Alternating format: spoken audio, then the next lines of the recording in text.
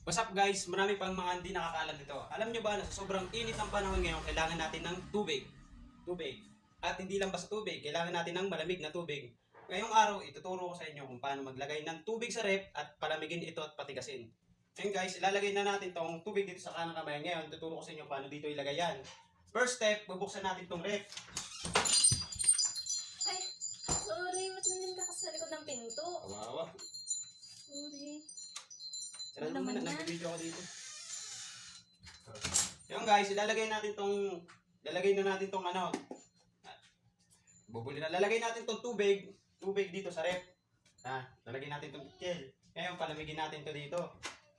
Ay, bali pala guys. Cabinet pala itong nabuksan natin. Kala ko ref. Cancel na lang yung tutorial. Bili na lang tayo sa labas ng yelo. 3 lang naman yun eh. Let's go! Lalaglag pa yung cellphone.